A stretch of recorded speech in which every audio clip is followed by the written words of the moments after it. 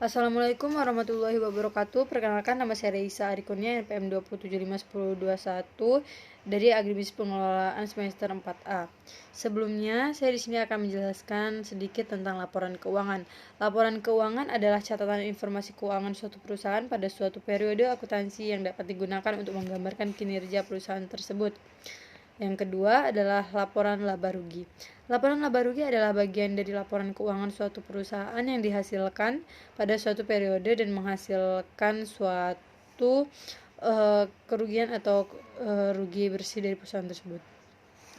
Hal-hal yang masuk ke dalam laporan laba rugi ini adalah pendapatan, beban, laba, dan rugi. Nah, untuk jurnal transaksinya bisa kita lihat di slide yang ada di sini. Dari contoh tersebut ditulis PT Tulis Berkarya laporan laba rugi periode Desember 2021. Di sini hal-hal yang masuk ada pendapatan. Dari isi dari pendapatan tersebut ada penjualan bersih, pendapatan sewa, total pendapatan.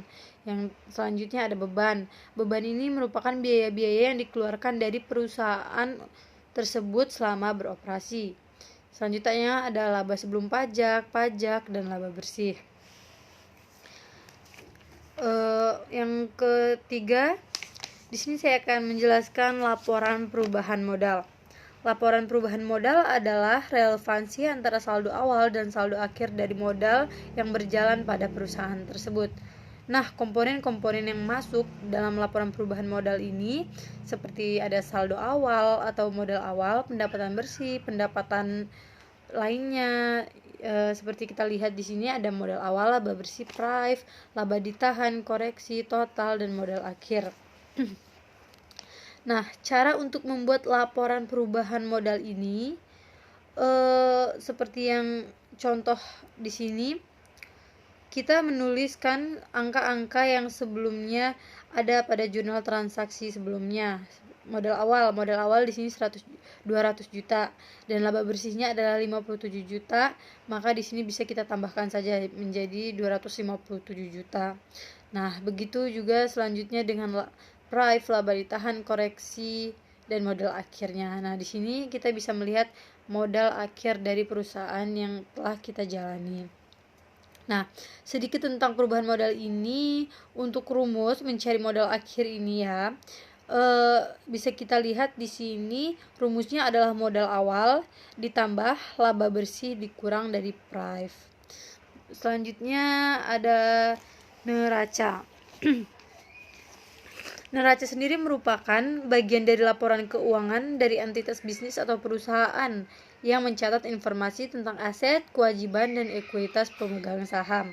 Seperti kita lihat contoh di sini, Bengkel Maverick neraca per 31 Desember 2005.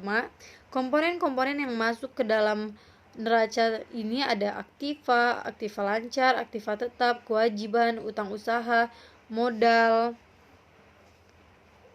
Untuk aktiva lancar seperti kas, piutang, usaha, perlengkapan servis, persekot, asuransi, jumlah aktiva lancar. Nah, untuk aktiva tetapnya ada peralatan servis, akumulasi penyusutan, dan untuk kewajiban atau utang usahanya, utang gaji, jumlah kewajiban kita. Nah, kita tulis di sini. Cara membuat neraca sendiri seperti sebelumnya, kita masukkan dari jurnal transaksi sebelumnya. Kita masukkan komponen-komponen aktiva-aktivanya. Lalu setelah itu muncul dari jumlah kewajiban dan modal yang ada di akhir seperti ini. Di sini contohnya adalah Rp 3.680.000 untuk hasil akhir dari neraca per 31 Desember dari perusahaan Bengkel Maverick tersebut. Sebelumnya sekian sedikit penjelasan dari saya. Mohon maaf apabila ada kekurangan. Saya akhiri. Wassalamualaikum warahmatullahi wabarakatuh.